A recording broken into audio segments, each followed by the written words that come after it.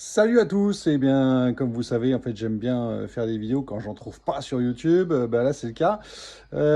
J'ai mon épouse qui a esquinté le rétroviseur de sa Fiat 500 électrique, et ça pour ça il n'y a pas de tuto. Donc l'objectif c'est de changer ce rétroviseur par un rétroviseur neuf bien sûr. Donc voilà, on va regarder ensemble comment ça se passe. Comme je le disais, donc le rétroviseur est cassé, donc il faut le remplacer. Alors la pièce, je crois qu'elle est vendue chez Fiat 240 euros. Alors moi, si vous me suivez sur ma chaîne, vous savez que j'ai un ami carrossier qui me l'a dégoté pour 145 euros. Donc c'est le prix que touchent en fait les carrossiers en fait sur le rétroviseur en fait avant de vous le revendre. Donc alors pour ce faire, donc la première étape, en fait, ce sera de démonter ce cache plastique qui est là. Donc ce cache en fait se dégrafe tout simplement. Donc pour ça, essayez d'utiliser des petits outils en nylon, c'est vachement bien. Sinon, petit torchon ou tourne un tournevis pour essayer de pas trop esquinter les choses. Ensuite, malheureusement, en fait, c'est motorisé, c'est rétroviseur. Donc en fait, on a un câble qui arrive très certainement, je le verrai après, donc dans la commande de rétroviseur qui se trouve ici. Donc le câble en fait passe dans la carrosserie. Donc il faut dégarnir la porte. Donc pour dégarnir la porte, donc ici vous avez un petit cache plastique très simple à faire sauter. Et puis juste derrière vous avez une vis cruciforme. Donc un premier point d'accroche.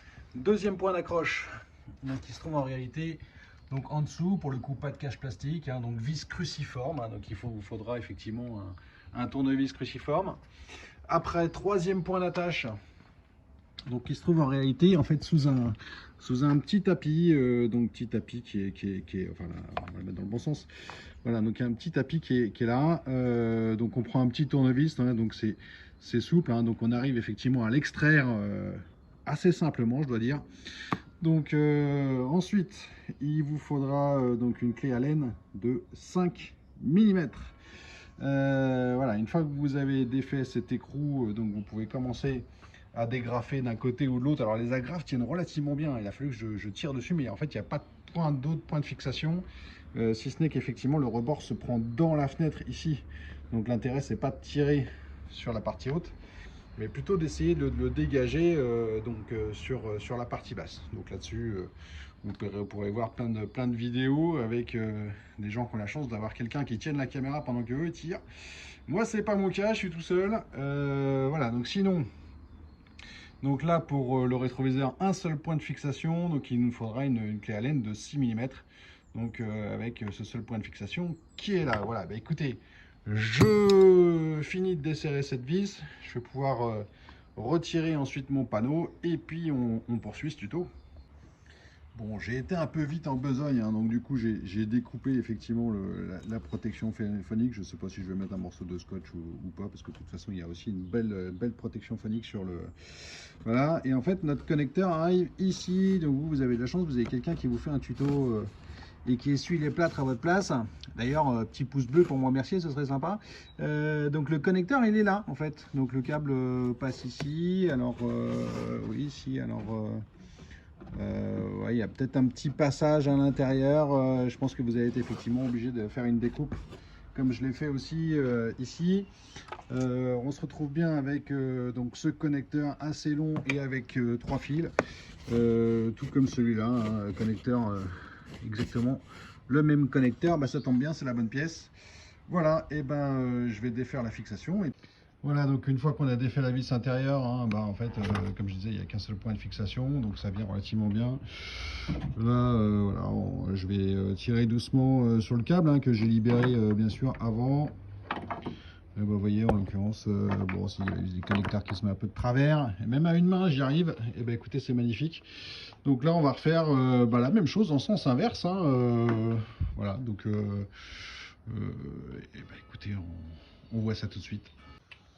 Alors perso, moi j'avais peut-être essayé de tirer un peu avant de connaître tous les points de fixation, donc c'est peut-être pour ça que j'ai cassé j'ai cassé en réalité deux clips pour remettre ça. Écoute, j'espère pour vous que ça ne vous arrivera pas, sinon écoutez, voici à quoi il ressemble. Donc j'imagine que ça doit pouvoir se trouver sur internet ou éventuellement s'arrêter chez un petit carrossier. À mon avis, ça vaut pas grand-chose. Bah moi, j'ai de la chance. J'ai aussi un voisin qui est garagiste. Donc je vais aller le voir si il a effectivement deux de ces bestioles-là pour me dépanner. Voilà. Bien, bah, mon voisin, eh ben, il a ça chez Peugeot au lieu de ça chez Fiat.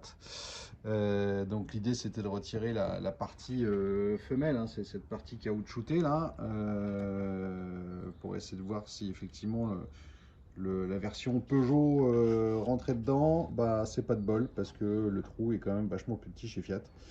Donc ça passe pas, voilà. Bah, je vais remonter sans, hein, et puis bon alors celui-là il m'inquiète pas, il est à côté d'un autre point de fixation, donc ça bougera pas.